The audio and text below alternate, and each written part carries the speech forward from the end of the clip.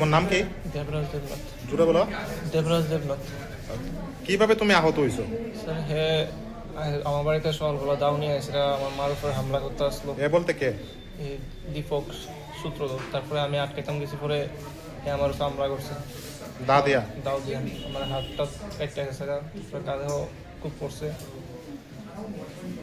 তারপরে আমি আইছি। দেখা গেছে হেও তো আহত হইছে। আহত হয়েছে, পইরা আহত হয়েছে। আটকেতাম গেছি, পরে আমার উপরে খুব মারছে। আচ্ছা, মদ খেয়ে বোকা বাধ্য করছে, দা নিয়ে আইছে, সূত্রপাতটা কি নিয়ে? শুধু সে সবসময় মদ খেয়ে থাকে, সকালবেলা মানুষের বকাবাধ্য করে পাড়ার ভিতরে। তো আজকে আমার বাড়ির পিছনে একটা বাড়ির ভিতরে এসেরা মদ খেয়েছিরা আমার বকাবাধ্য শুধু। তারপরে তাও নিয়ে এসেরা হুমকি দিয়ে আছে। তারপরে আমি আটকেতাম গেছি, পরে আমার খুব মারছে। জায়গা তোমাদের বাড়ি কোন জায়গায়? আমার বাড়ি জগৎপুর পাড়া।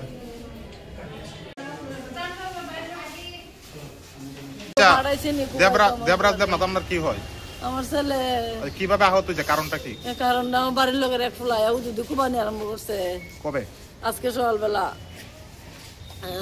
কোনো কারণ ছাড়া কোনো কিছু জানেন না? কোনো কাজ কিছু না, শুধু গারো কলাত খুব মারছে, দাঁতও খুব মারছে, ভাও খুব মারছে। আমারও পড়ছে ছিল, আমি সারা শরীর লাগতাম পারতেছি না। আপনার নাম?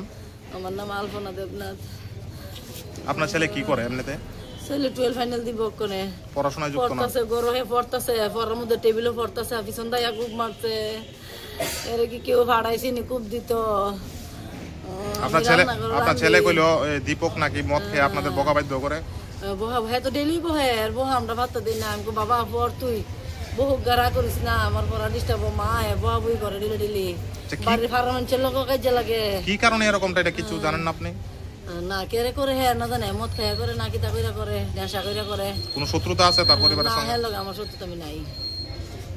তার পরিবারের তো লোকজনরা আছে, তারা কি কয় এই যে এরকম করে আপনাদের সঙ্গে? এটা কইতাম আমি কিছু বুঝি না।